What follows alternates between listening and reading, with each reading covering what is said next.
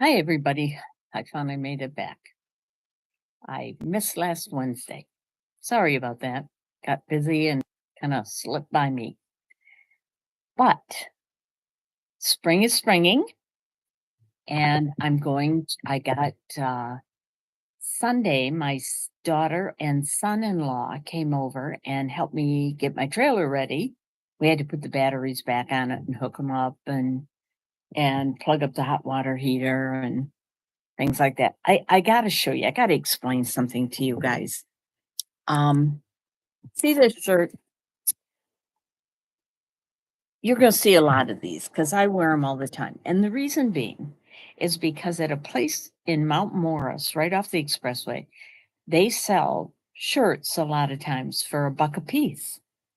So I was going by one time and I thought, "Hey, that sounds like a good deal." So anyway, I bought every one they had in my size, and I use them for my work shirts. So things have been happening. One of the things I gotta tell you, as you get older, you spend an awful lot of time at the doctor's, which is something I've never done before, and I'm not really very happy about it. So I've had to go through, and a lot of it's just routine, get my eyes tested, odds and ends of things like that. So, but now I have, oh, and by the way, I want to tell you too, I didn't really know how all this works, so I'm still learning. I really would like it if you guys would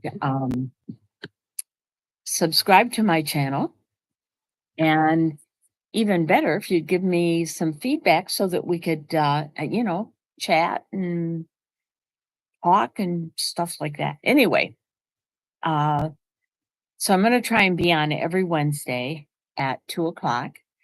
And what's happening is now that I've got my trailer I got to get out there and clean it and do stuff. And I've got a soft spot right in front of the door. Now, I don't know if any of you people are trailer people, but the trailer I have, the step folds up into the trailer. And it has created a soft spot right in front of the door. So I'm trying to figure out a way without it costing me a thousands of dollars to get my that soft spot reinforced before somebody goes through it, like maybe me, since I'm the one who drives it and goes in and out all the time. Okay, but I have to tell you, so I've been going to the doctors, and I ended up having a urinary tract infection. So, you go in there and you got to pee in this little cup. It's about that big around and about that high. And I couldn't pee. And I'm like, no, gotta pee because I want them to know what's going on and get some medicine so that I can get it straightened around. So finally, I drink all this water and I'm trying to go to the bathroom. And I don't know, do men get urinary tract infections? Because I mean, it'd be a lot easier for them to pee in a bottle than a woman or in a little jar. Anyway, finally, they have a thing called the hat. And that way you don't have to try and catch it in that little bottle. Because every time I moved to try and get things lined up, I would not be able to pee. But once I did it in the hat, which is you just pee in this thing, then it worked. So, but anyway, so I've got to medicate for that and trying to get things straightened around. And in the meantime, I scratched my glasses that I really like. Let me show you. These are so much better than the ones I have on. But I scratched the lens. You probably saw these right at first. And I've been trying to duplicate this frame because I've had the frame for about 3 years now. So, which means that um, it's getting a little touchy. And plus, I scratched the lens. And I took it in to Costco and I said, I need you to, yeah, it's right there. Comes right down there. Anyway, I need you to put a new lens in this, and they wouldn't do it unless I got my eyes tested. That was another doctor thing. Um, But anyway, so I've been buying and I bought those frames and these frames online because they're so much cheaper. And they've been ripping us off for years. I mean, I've worn glasses since I was 13 and I should have had them way before then. Uh, and I mean, frames were like $300-400. Now, for something like this, paid like $27 for them, and I've had them for 3 years. So, FYI, go online, get your frames online. It works a lot better. Let's see. Oh, and I'm getting my patio elongated, made longer, so it's right out here with the sliding glass. You can see that or not. Oh, there it is. Yeah, the sliding glass door walls are right there. And my patio's out there.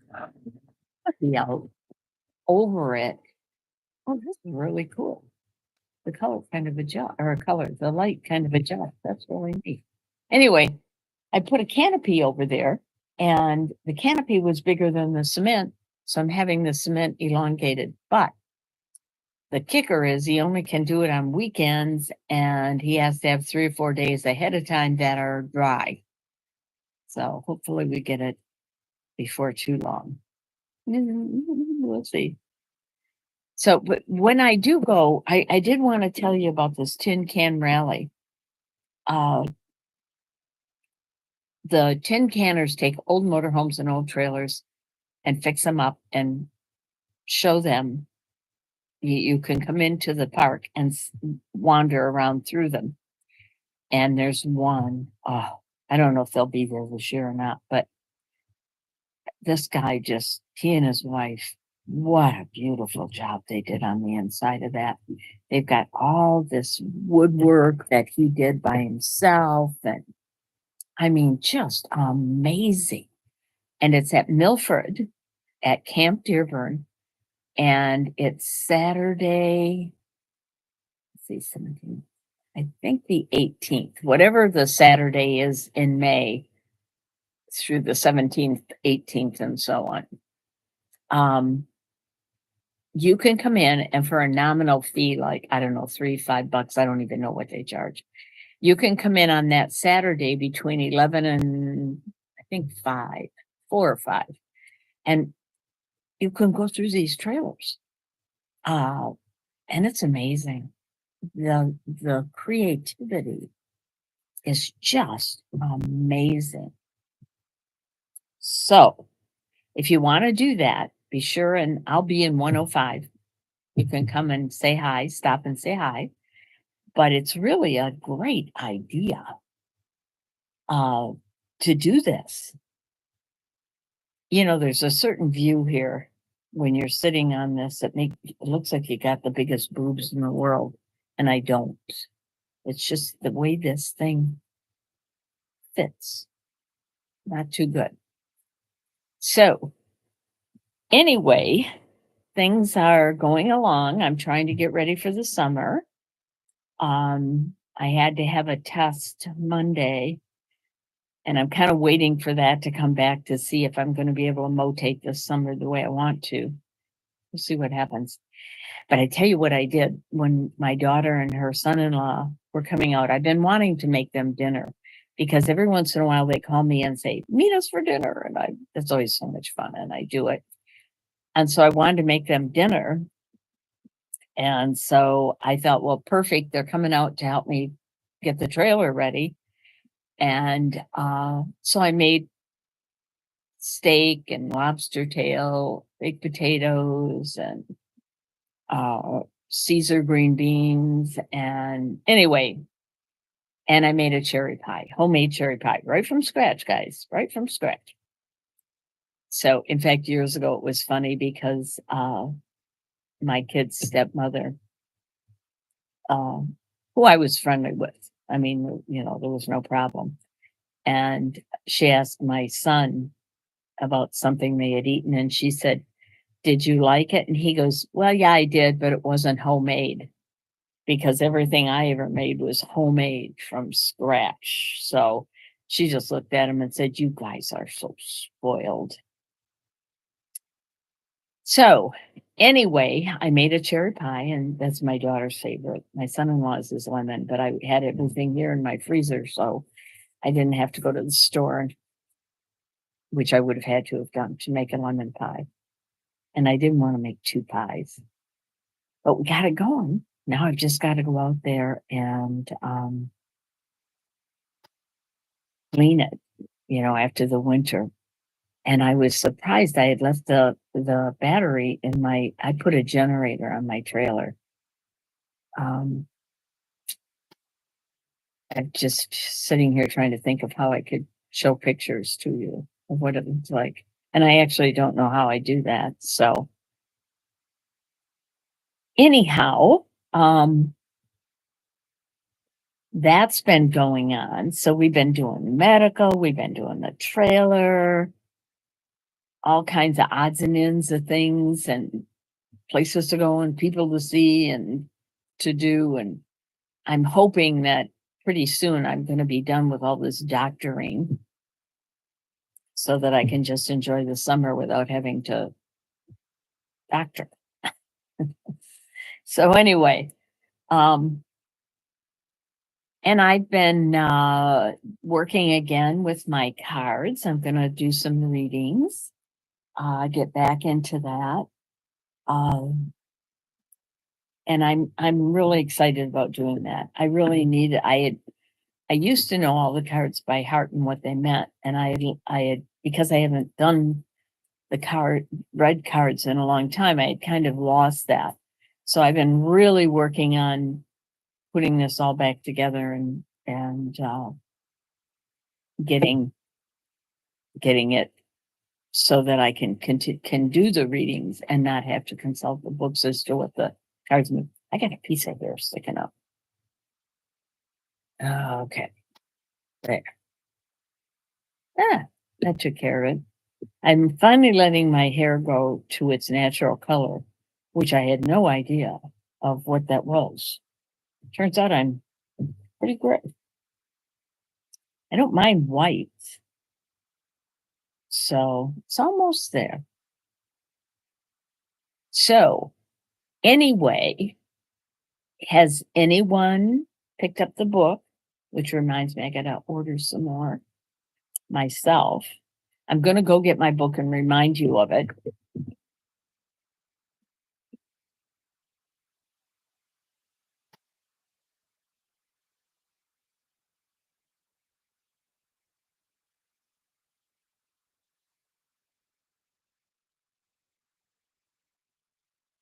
This is it. The Shame and the Shining. Um, oh, it's my autobiography outlining what it's like to deal with sexual trauma from the age of 2 on and how I remembered it, um, what came out, what prompted. And I will tell you this, my guides and my gods gave me back the memories. So I would highly recommend people to every day, take 10 minutes 3 times a day. That's a half hour. And everybody's entitled to a half hour for themselves. So 10 minutes 3 times a day and sit down and just sit with quiet. Um, and if you're really upset, uh, sit down and just be quiet until it goes away, because it will go away. Eventually the peace will kind of enter. In another uh, streaming, I told about the time I went to a Buddhist temple, excuse me, and I was upset, very upset and angry. I just had this huge fight with my husband, and he wasn't always the nicest person. And so I went in and they set me down on this little lotus pillow or whatever it's called. And actually it was quite comfortable. I was surprised. And I sat there and my mind was just churning. I was just so angry. But after a while, sitting there with just the quiet, I don't remember if there was music playing in the background or not, kind of meditative music. But at any rate, it finally kind of settled and got more in, I want to say, in its place. Like in the grand scope of things, how important can this be? Um,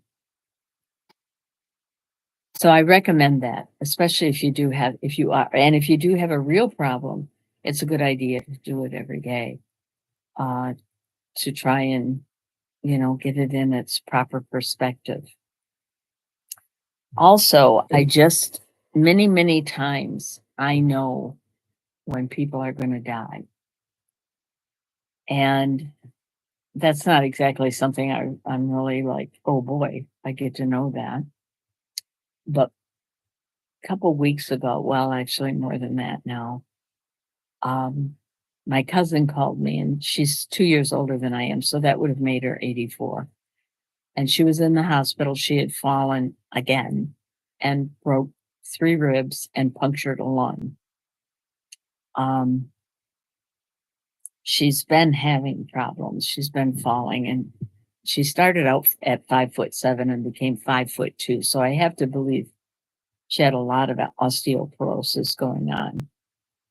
Um, anyway, she called me and let me know she was in the hospital, and like a week and a half later, she passed away. Which our lives went in such separate directions. I mean, she was a professor at Eastern. Um, she was gay, so she never had children. Um, I know that isn't necessarily the criteria, but in her case, she did not have children. And she had a lifelong partner, very nice gal. And but the thing about it for me, and I'm sure people my age and older are going to be able to relate to this. She was the last one that shared my early childhood. She was the one I could say, remember when we went to grandma's and stayed? How she'd bring out her little gray box with all this stuff in it that was fun to play with, and how we'd have raspberries with milk and sugar on them at night before we went to bed because they raised raspberries. Um, and to that degree, I have just about lost, well, I have. I've lost anyone who shared any of that with me. All of my aunts and uncles, my mother was the oldest of 7, so I had 6 aunts and uncles. 2 uncles abused me. That isn't in the book. Only one of them is in the book because the memory of the other one didn't come back until here not too long ago, which I find kind of interesting. I'm still getting memories back. Um, so, I'm really, I really would like to chat with someone or anyone that might have a question about how to cope, what to pay attention to, because my memories were repressed until I was about 50. And then they started coming back, and they're still coming back. I mean, there's still times that things come into my sphere. So, at any rate, I am working on all this stuff. I'm working on the health thing, which I haven't, I've been so incredibly fortunate that I haven't had a lot of health problems. And so this is annoying. But I'm also grateful that so far so good as far as nothing serious is happening. Um, so at any rate, if you would like to chat sometime, ask some questions, or or have some observations. We've talked about kids sometimes, and that's one thing that I'm really big on is respecting your kids and allowing them the freedom to express themselves. In my opinion, they have a right to be angry and be angry at you. I know I heard of this one gal one time, and she wasn't allowed to even roll her eyes if she was annoyed. And true to form, I mean, she couldn't watch cable, she couldn't do this, she couldn't do that. And true to form, as soon as she could, she took off. She went to Australia, she was in Turkey. She got a lot of travels in. But that's what happens when you restrict people too much, your kids too much. They need to be able to, if they're in their room and they don't want to talk to you, they have a right to do that. They have a right to their privacy. They have a right to express anger. They have a right to express an opinion, even if it differs with yours. And then you can just have a discussion about it or a debate about it. And hopefully they think enough so that the debate is productive. Because I'm finding that in our present state of politics, that when I debate with somebody, nine times out of 10, they haven't fact checked or researched anything. So they have no clue as to what they're even talking about. And mostly they only watch propaganda, as in Fox and Newsmax and Onan. So they don't even know what's going on. You'll say, well, what about? And they go, I didn't know about that. Well, yeah, you really need to know about that. I mean, that should, the more knowledge you have, the better decisions you have. And that's also true of your kids when you're raising them. The more you can expose them to, and I'm talking about giving them unconditional love and exposing them to, like, say, what it is for someone to be gay. So they're educated and they know that this is not a biblical curse. It's a science thing of hormones and odds and ends of other things. The hypothalamus in a male and a female, I guess, are different, and in gay people, they're different than heterosexual. I don't want to say normal because normal is whatever you are, and that's just not a gauge to go by. And it opens up, when you talk about those things to your kids, it opens up the pathway of empathy, of kindness, of understanding. And that's so important to learn. Not only does it make you a better citizen and help the people who happen to be going through those kinds of problems, but it also makes you a better person. There's nothing wrong with diversity. There's nothing wrong with being brown, gay, trans. It just is what it is. It doesn't affect anyone's life directly, except the person who is gay or trans, and they're going through enough. They don't need you to be setting in judgment on them. And if you do call yourself a Christian, your God told you not to judge. So I find that really hypocritical when people say, "Oh, I'm a Christian," but that isn't what Jesus taught. So, at any rate, Make sure to and tell your kids you love. Say, I love you. I know one time I had a talk with my kids and I said, I will never make a decision for you or your life based on I am mom and I told you so, so therefore you have to do it. I will always give you a reason. And I will never make a decision based on I am boss. It will be based on I love you and I'm making this decision because I think that this is what's best for you, or that if I didn't make this decision, you might be in harm's way.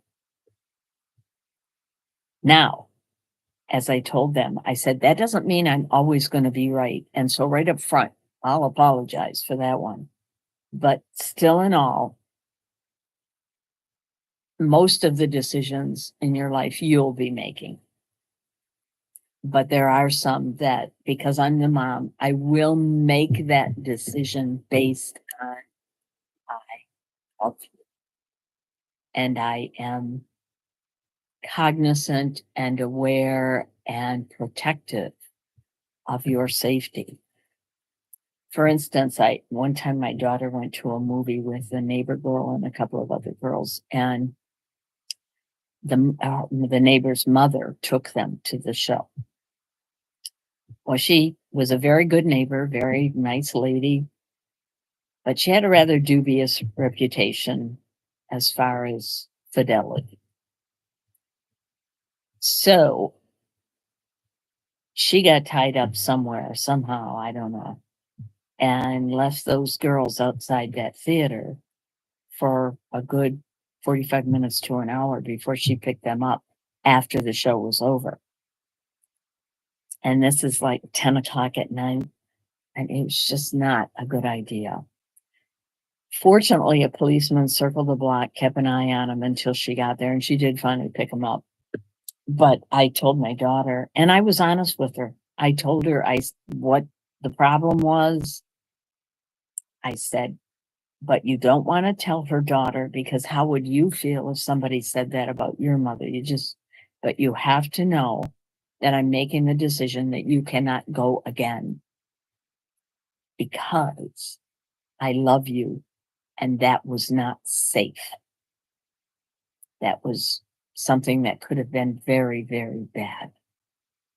So my daughter didn't like it too much, but at least she understood. And she understood that where I was coming from was honest. This is what the circumstances are. And because I love you and care about your safety. So, but I told them that. And another thing, uh, another thing that I find, when you get into this sibling thing, one time my youngest daughter walked through the kitchen, my son and I were talking, and she just shot an awful insult at him. And I stopped her. I said, whoa, whoa, whoa, apologize. Now, for her, it was just kind of a joke, but this isn't funny. You don't do that to anyone, let alone to your brother. And I stressed all the time with them, the true test of your character is if you can get along with the people you brush your teeth with, which then leads to a very funny story, because my grandson and my granddaughter, I have only 2 grandchildren, when they were little, they fought. And mostly because he was not very nice to his sister. Now they get along fine. But so I said to them one time, the true test of your character is whether or not you can get along with the people you brush your teeth with. And so I had reiterated this a number of times. So flash forward a couple of years, and by now we're talking, they're like 7 and 5. And I've got them all in the van, and My grandson's in the back with his friend, and my granddaughter's toward the front in the second seat with her friend. And from the way back in the back, my grandson starts telling me about this kid that got off the bus and fell, and everybody laughed at him, and he hurt himself. And so I proceeded to say, I understand that that can be funny. That's, when somebody hurts himself, but kind of like not very kind or polite to laugh at them. And he goes, but grandma, it was funny. And I said, I know, but you're still making fun of somebody who just got hurt. And he goes, but grandma, I don't brush my teeth with him. Oh, I'm up in the front driving and I'm trying not to laugh. And I'm thinking, oh boy, that one came back. But anyway, that's a good thing to use too with your kids is, insist that they treat each other, but not in a way of just yelling at them and saying, oh, you're going, just really giving them a standard to live up to. Always keep your hand out for your child, but just a little above so they have to reach for it. I used to, when I take my kids someplace, before we went in, I'd say, guys, I think you guys, I had 3. My son passed with brain cancer when he was almost 52. But we'd go someplace and to see friends or somebody's house. And I'd say, now, I think that you 3 are the nicest people I know. And I want the people in there to know about you the same thing I know about you. And that is that you're the nicest people I know. So when we go in there, let's show them. And I literally, my cousin one time, the one who just passed actually, she called me after I had been there one day with my kids and she said, your kids are the nicest kids, but you give them something to live up to. You're supposed to raise them up, not put them down. I heard a man one day get out of his car and say to his son was maybe 10, you're such a moron. I wanted to poke him right in the eye. You're the moron, not your child. You never say that to someone you love. And in my opinion, you don't hit people you love. I find that that as I grew as a mom, because I did originally spank and slap their hands and whatever. As I grew as a mom, I really realized there were better ways of handling that. And it worked. I really didn't have a problem with my kids. They were productive, intelligent. 2 of them went to college. My son was a mechanical engineer. One daughter's a pharmacist. My other daughter got into General Motors right out of high school. And she made so much money. Like she said, I can't afford to quit and go to school. But what she did do is every time they'd lay her off, she'd go to take some classes. So she actually has quite a few college credits under her belt. But that worked out for her. And she got so that she didn't mind working there. She didn't mind the work. And she made good money. She has a good pension. I'm so old, my kids are, and I had them so young that I've seen them retire. Now my daughter's still working. My youngest daughter, she still works, the pharmacist. But at any rate, I really want to chat with you. If you've got anything to leave me in the way of comments, I'd appreciate it. I'd appreciate it if you would subscribe so that we can, share some of our fun stuff and our words of wisdom, which incidentally, when I do the Tin Can Rally, I'm going to but I'll do it through Facebook on my Facebook page. And so you can find me on there. But I'll do it live. And as I'm going around the park, I'll show you some of the stuff that you could see if you came out. And I may do it beforehand too. If I do it beforehand, like if I do it on Friday, Thursday's when everybody's coming in. I'm going to go in on Wednesday, but Thursday is when most people come in. So if I have time on Friday, because I may also be doing some readings on Friday.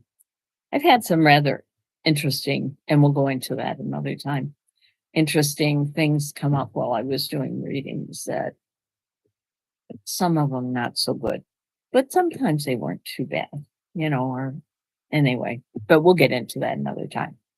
So I will be going around and showing people what's there.